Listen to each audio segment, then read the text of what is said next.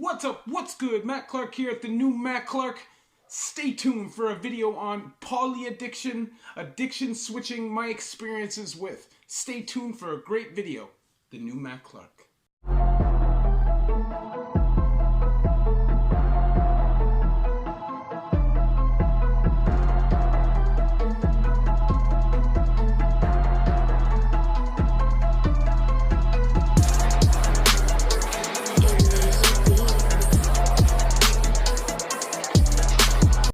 What's up? What's good? Matt Clark here at the new Matt Clark. How are each and every one of you doing on this amazing Monday? I'm not doing very well. I'm not feeling good. All the result of this root canal. I have a bacteria infection and it's kicking my butt, but it doesn't matter. I'm still here. I'm still shooting this video for you guys. I want to say thank you to each one of my 1,468 subs. You guys mean the world to me. Honestly, you guys keep me motivated every day. You guys help keeping me on this path. So thank you very much. If you could please hit that like button, that bell notification button after you hit that subscribe button. If you could share with somebody on social media so we could help spread this message. And there's a PayPal option if you would like to donate, help, and support me and my channel. So today we're going to speak on poly addiction or addiction switching. Same thing, or both, whatever you want to say. In my opinion, if you have that addictive personality gene, chances are you're a poly addict. Whether you know it or not, that's probably the case, and on one or more occasions have probably resulted in addiction switching. Me personally, it's happened my whole life, whether I've gone from being addicted to ecstasy and then switching to cocaine, switching to heroin and ketamine and all different things for different reasons. For example, when I was on parole in 2008 to 2010, that whole time I did Special K, even though I never even really liked it before that point, because I knew they couldn't catch me on my piss test because it was not a narcotic that they tested for. I was literally walking into my halfway house blasted all the time. They could not figure it out. And honestly, it was something I got away with for a long time, but I did get arrested. I did end up getting a parole violation for it. And it costed me almost a year in jail, and a bunch of crap, which I've already talked about in certain stories. But if you're trying to really seriously change your life, then you have to separate yourself from all temptation. You literally have to break the cycle. You cannot just switch your addiction.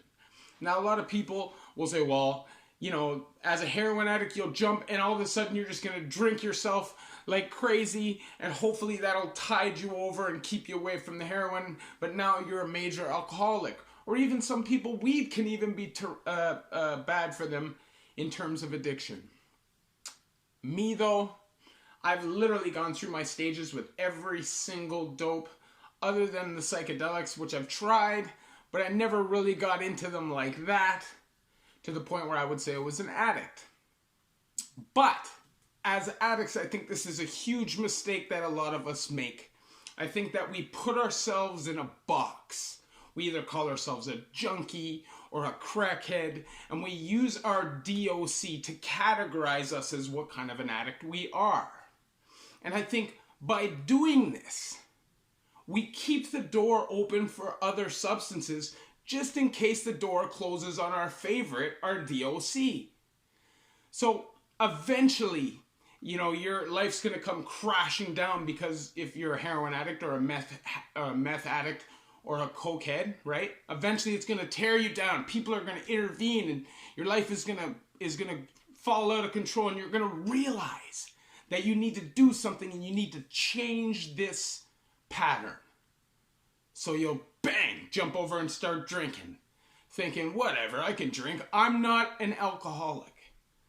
And I know that a lot of people think that every single person who struggles with addiction will definitely be addicted to every substance, and that is not the case. But you definitely have to be careful and not allow this as a way to blame the substance rather than use the substance as a consequence for the real problem.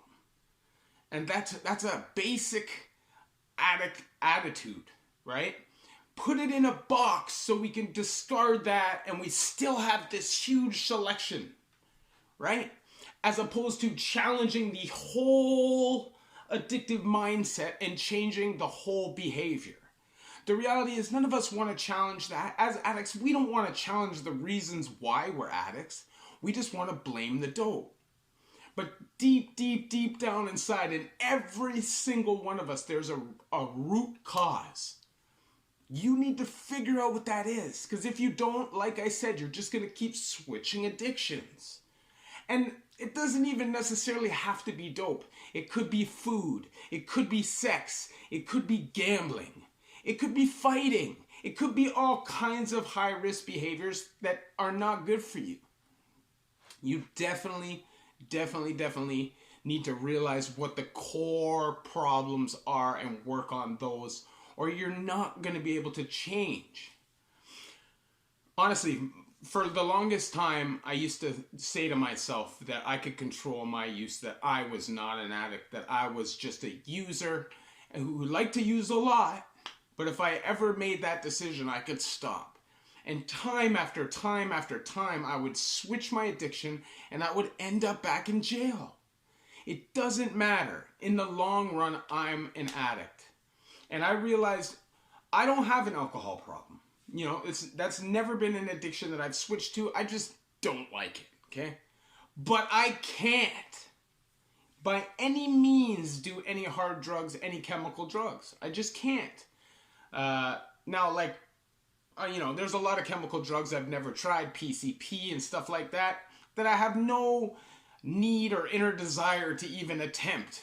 But I know that when it comes to coke or meth, which I've never liked particularly, or heroin, that if I got into a pattern of using them, I would fall into the addictive cycle because I'm an addict and a poly addict. So before you decide that you're going to change, you have to realize that it's not just your DOC. It is a whole lifestyle change. Nothing in your life can remain the same.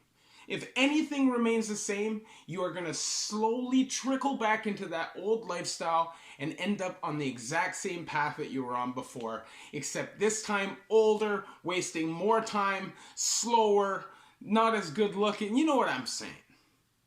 You need to decide. You're at the fork in the road. I needed to decide.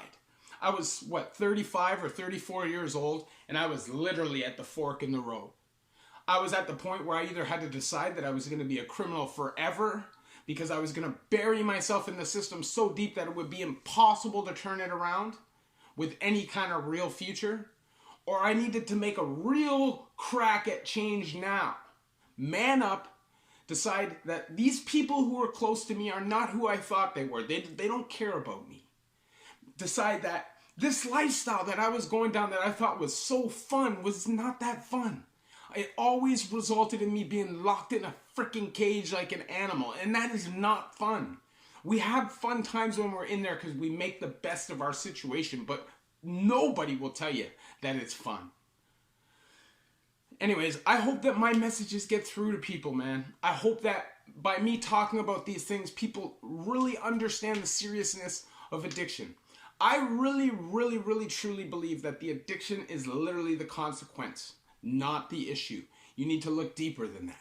For me, it's trauma-based, sexual abuse, seeing so much violence, losing my brother at such a young age. A lot of traumatic things that just made me shut down and not want to pay any mind to anything but myself and what I wanted to do. I rebelled. I felt let down by the system. My abuser was acquitted by the system, and I was upset about that for my whole life. So I said, screw it, I'm just going to do what I want. And from the point of 12 years old, I decided that I was going to follow my own rules. And it was impossible for anybody to control me. You need to make that decision. Nobody's going to run in and save you. You're not going to get this white, knight come in and save you on a white horse and change your life, or some lady come in and run and marry you and change your life. Those are temporary band-aids. If you don't solve the core issues, you will not be able to change. I use CBT therapy, cognitive behavioral therapy at Stonehenge Therapeutic Community. It was amazing for me. It targets all the small behaviors in your life that you're doing wrong, right? From cleaning your room, from being responsible, from just making these decisions, procrastinating. Though all those decisions in your life need to change, you need to take ownership, you need to be more mature and more responsible. If you like this video, please hit that like button. Please hit that subscribe button and that bell notification button so you get these videos when they're new. If you could share with somebody on social media, that would be amazing. There's a PayPal option if you'd like to donate, help, and support me and my channel. Obviously, I'm going to keep doing videos as much as I can. I love doing this for you guys. If you have any video suggestions, please leave them in the comment section, or you can hit me up on Instagram at the new Matt Clark, all small letters, all one word. I look forward to hearing from you. If you just have questions that are addiction related or prison related, we can also speak on that on Instagram. I will get back to you as soon as I can. I have these conversations with people regularly, and I appreciate you guys help me as much as I help you. So please stay tuned for the next video at the new Matt Clark. Thank you. I love y'all.